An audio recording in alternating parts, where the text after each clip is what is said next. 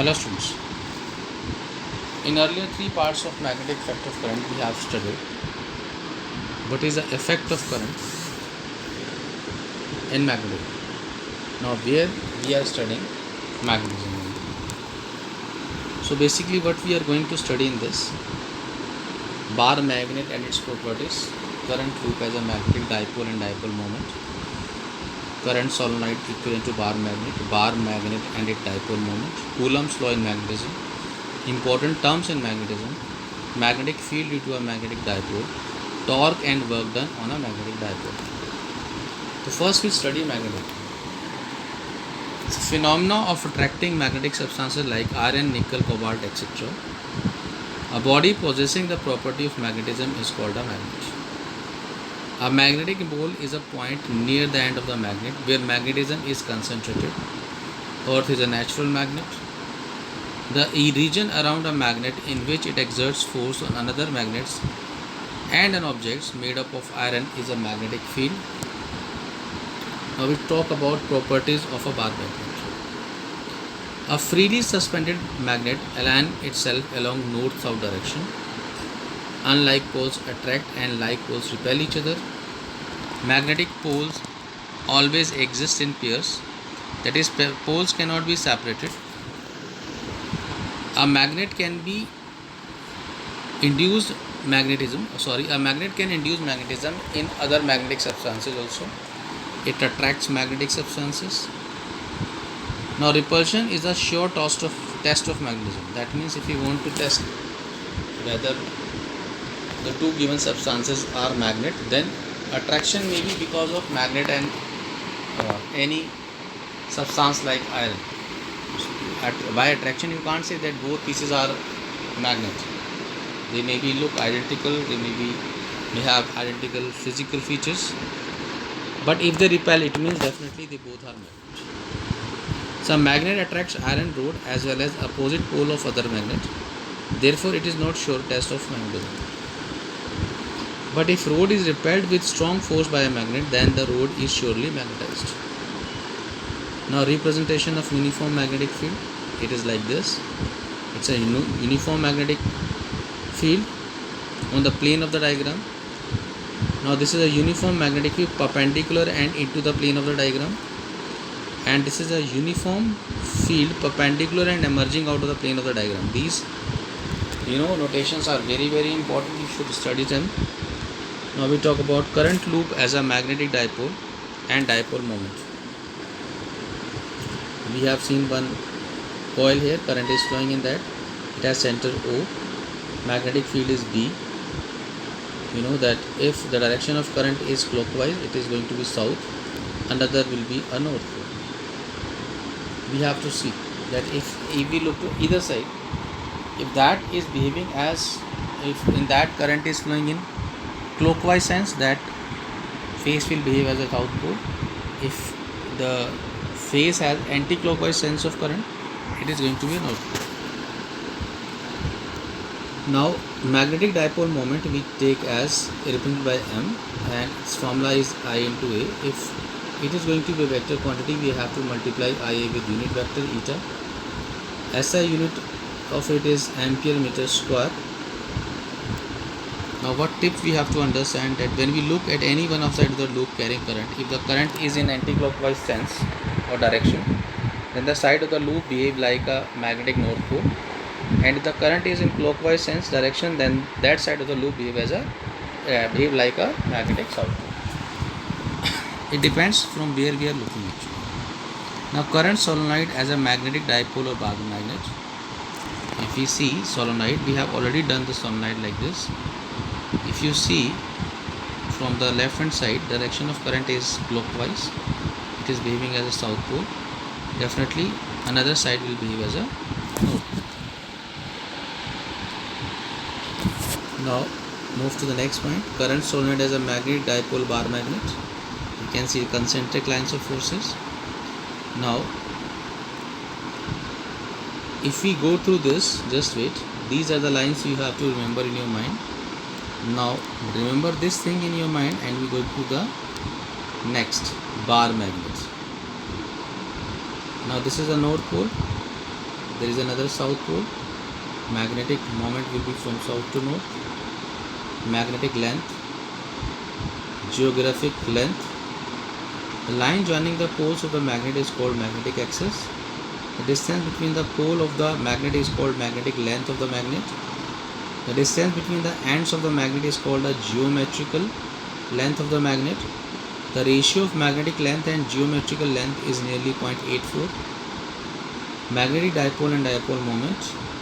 A pair of magnetic poles of equal and opposite strength separated by a finite distance is called a magnetic dipole. The magnitude of dipole moment is a product of the pole strength m and the separation 2L between the poles. Magnetic dipole moment is m is equal to m into 2L into I. SI unit of pole strength is ampere meter. The direction of the dipole moment is from south pole to north pole along the axis of the magnet. Now, what is Coulomb's law says in magnetism?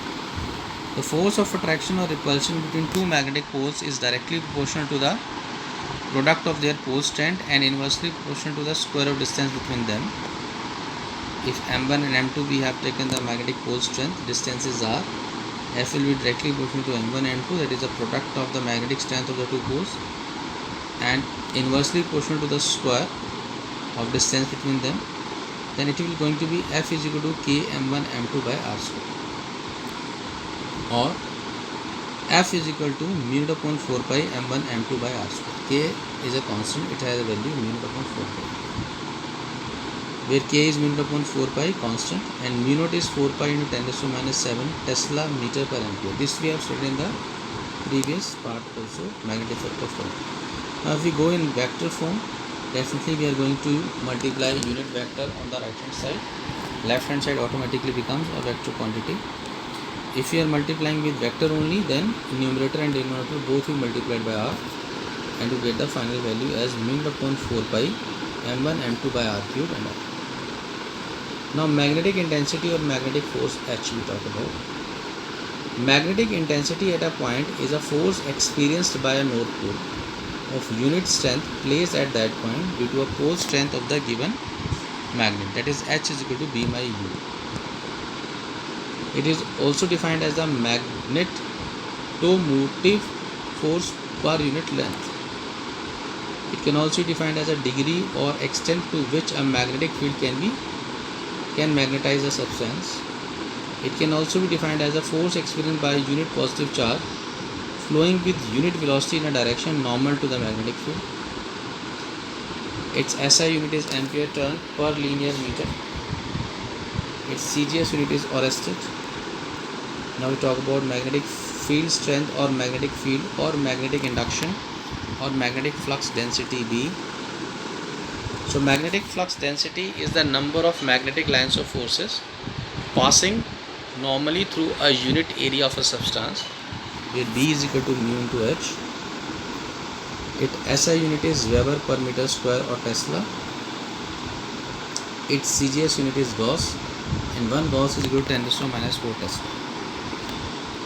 Now magnetic flux, it is defined as the number of magnetic lines of forces passing normally through a surface. Its SI unit is Weber. Relation between B and H we is going to study. B is equal to mu H. Mu is the permeability of the medium. Magnetic permeability mu, what it is actually? It is a degree or extent to which a magnetic lines of forces can pass or enter a substance. What we talk about, its SI unit is Tesla meter per ampere or Weber per ampere per meter or H per meter. H is the magnetic intensity. Now we talk about relative magnetic permeability mu r. It is a ratio of magnetic flux density in a material to that in vacuum. It can also be defined as the ratio of absolute permeability of the material to that in vacuum. Mu r is equal to B by mu naught, B naught or mu r is equal to mu by mu naught. Now we talk about intensity of magnetization. It is represented by capital I. It is a degree to which a substance is magnetized when placed in a magnetic field. It can also be defined as a magnetic dipole moment M acquired per unit volume of the substance V. It can also be defined as a pole strength M per unit cross-sectional area A of the substance, and this can be represented by I is equal to M by V, where M we can write as magnetic dipole moment of a bar magnet, M into 2L, volume V is volume, it is area into 2L, so we get M by A. SI unit of intensity of magnetization is ampere by meter. Now we talk about magnetic susceptibility. It is a property of the substance which shows how easily a substance can be magnetized. It can also be defined as the ratio of intensity of magnetization I in a substance to the magnetic intensity H applied to that substance. The formula is Cm is equal to I by H. Magnet susceptibility has no unit. It is unitless. Now we talk about another important part of this. It is relation between magnetic permeability mu r and susceptibility Cm. Mu r is equal to 1 plus Cm. Now magnetic field due to a magnetic dipole bar magnet. At a point on the axial line of the magnet, first we talk about, we have taken a magnet like we have done in electricity, same we are doing. LL is the separation between them. We are finding the magnetic field at point P, which is at distance x from the center. Bn is a magnetic field because of north pole, and Bs will be because of south pole. And definitely if we calculate magnetic flux density or magnetic field at point P, then it is the subtraction of them because they are in opposite direction. Bp will be mu naught upon 4 pi 2 mx x square minus L square whole square, where L is very less than x. Then we have Bp mu naught 2m 4 pi by x cube at a point on the equatorial line of the magnet. If we calculate, then point Q we have theta angle we have. Bn is magnetic field due to north pole, Bs will be magnetic field because of south. Now we can resolve them. It is in front of you. So Bq at point Bq, it will be mu naught upon 4 pi m divided by y square plus L square 3 by 2. The derivation is same which we have done in electricity. That's why we are not showing it so much. We are only telling you the formulas. So if L is very less than y, then it will be mu naught upon 4 pi m by y cube. Magnetic field at a point on the axial line acts along the dipole moment vector.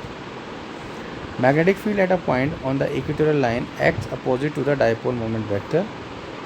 Now we talk about torque on a magnetic dipole, bar magnet uniform magnetic field.